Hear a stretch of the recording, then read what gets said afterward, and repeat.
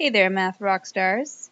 This video is going to talk about the rule of 4 in relationship to quadratic functions. So we'll look at where a quadratic function might be used out in the world, some different types of models, so 4 different types of forms or equations that you might see, about the graph. So we'll look at some vocabulary words that we'll use to describe what a parabola or a quadratic functions graph looks like.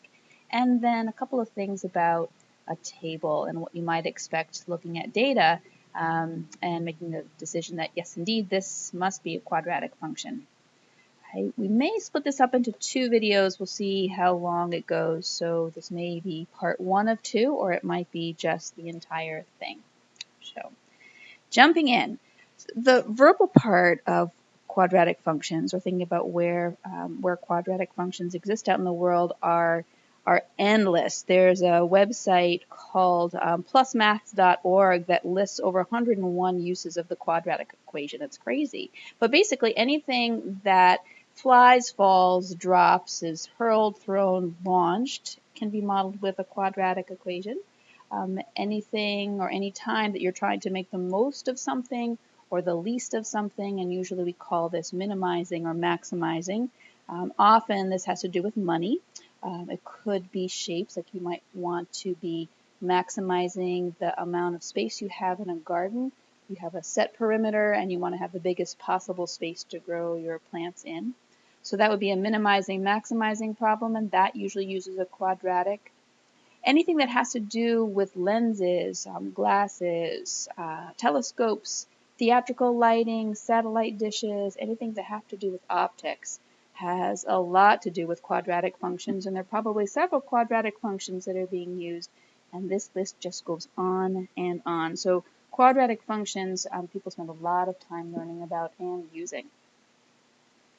In terms of a model, any equation that can be written in this form here, so let me just get a pen going, in this form here where you've got one exponent of 2, oops, there we go, and nothing else. So you don't have a cube there, you don't have a just a 1 there, so like a linear equation, but anything where there's a 2 is going to be a quadratic function. Something that has an exponent that's higher than 2 or lower than 2 won't be a quadratic, it'll be something else. And this form that I've boxed in red is usually referred to as the general form, but all of the forms that I'm going to show you today, the words that are being used to describe them are going to be dependent on the teacher or on a textbook. They may call them slightly different things, but these are what we're going to call them this summer, and what you will find at school that most teachers there call them. So the general form is the one in the red box right here. That's the general form.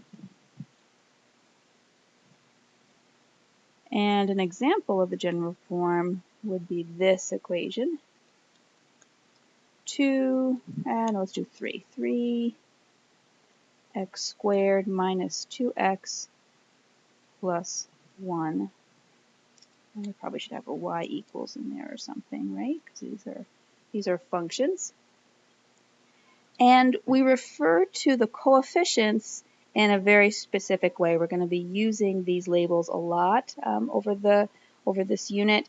And the first term in this case, which is the quadratic or the squaring term, that coefficient, the 3, we refer to as the a. So that will always be the squared term coefficient. And then the linear term, in this case it's the second term. The linear term's coefficient we refer to as b. So in this example, b is equal to 2. That's the linear term's coefficient. We call it linear because the exponent is just a 1, so if I graph that, I would have a line. Linear term, 1 exponent. And then the last term In our example, the one that doesn't have an x is called the constant term, and we refer to that as c. So the c in this case is 1, and we also call that the constant term. That's the term that doesn't have a variable.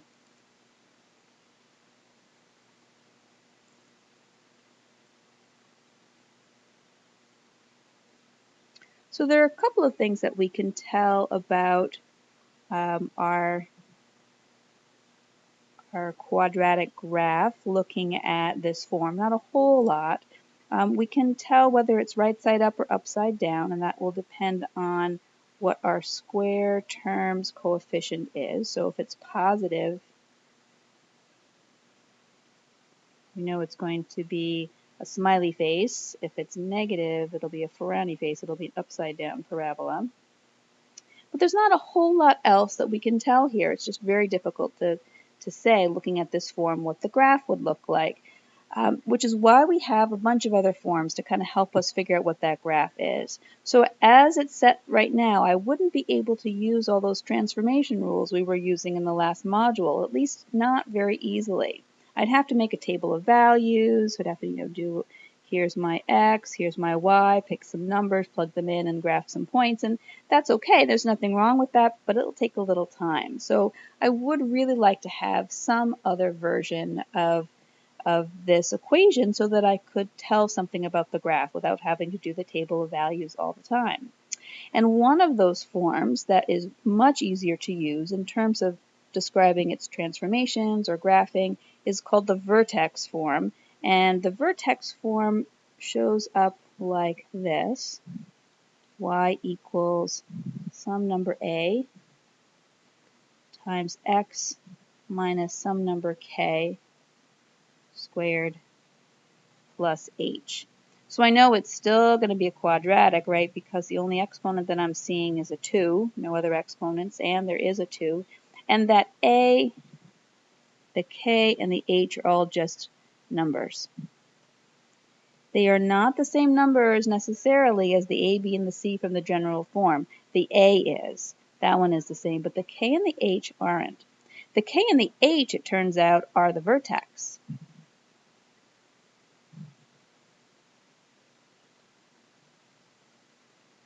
Which means that if I've written my quadratic in the vertex form, I'm going to be able to say right away where this graph has been moved to. So where did I move the parent graph's vertex?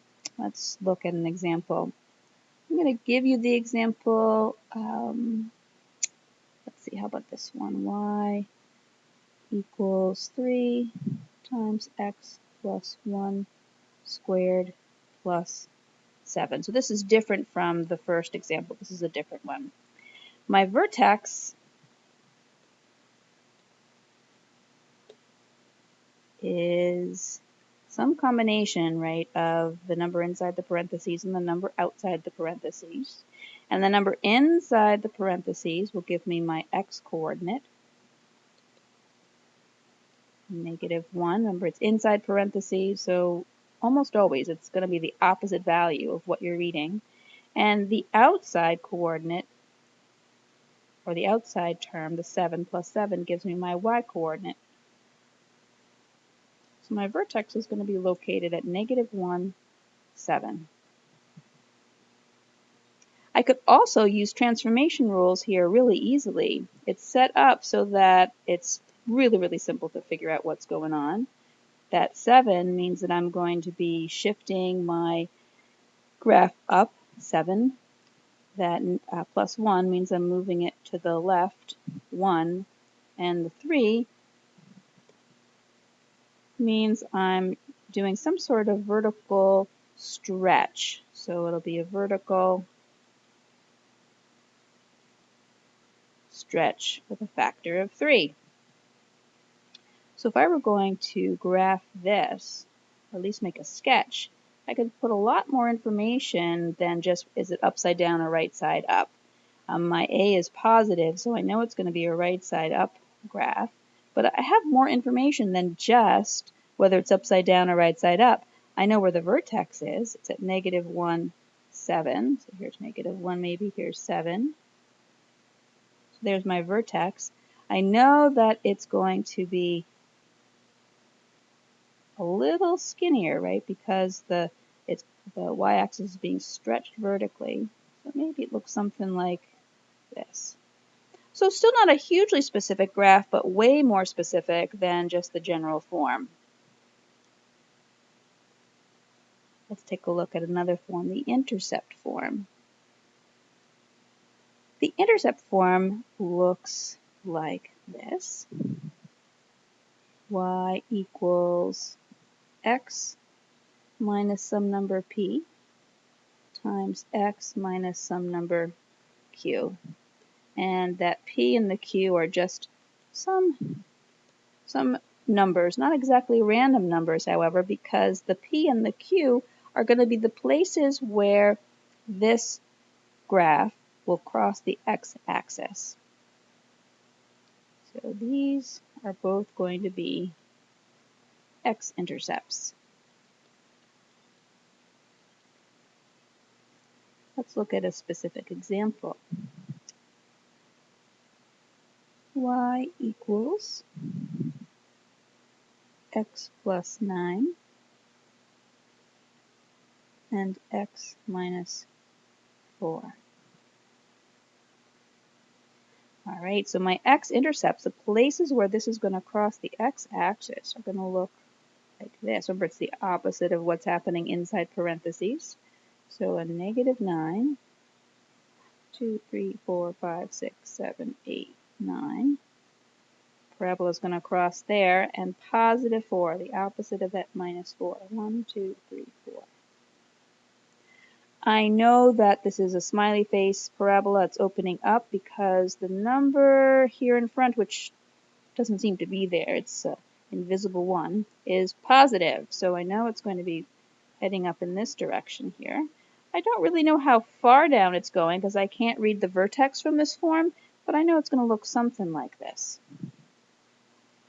So once again, a little bit different information, a little bit more information than just my general form, slightly different information than I'd be getting from my vertex form. And I definitely could use that to know where it's crossing the x-axis, the intercept form. The last form, the parabolic or standard form, is something that we won't be using too much in this part of the summer's work, but you will see it later when we get to conics. So you'll see this more when we get to the conics section. And you see this form often in applications, particularly optic applications of quadratics.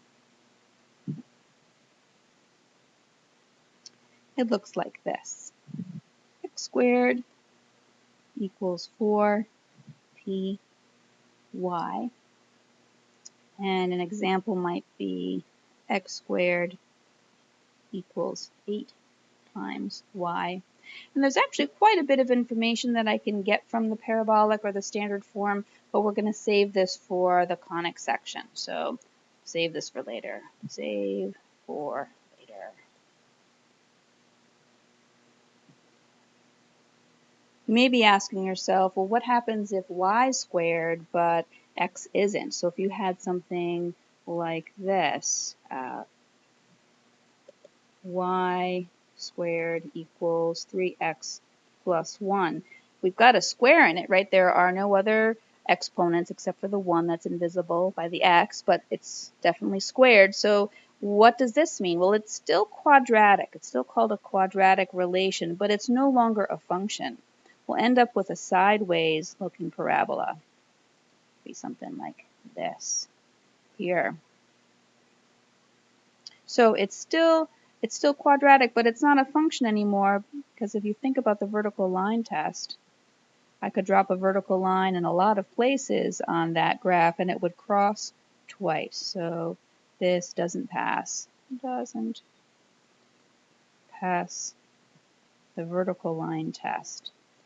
So it's not a function.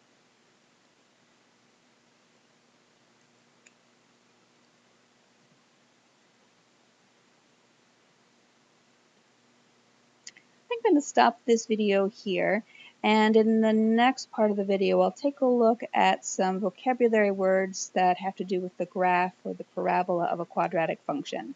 So to be continued in part 2.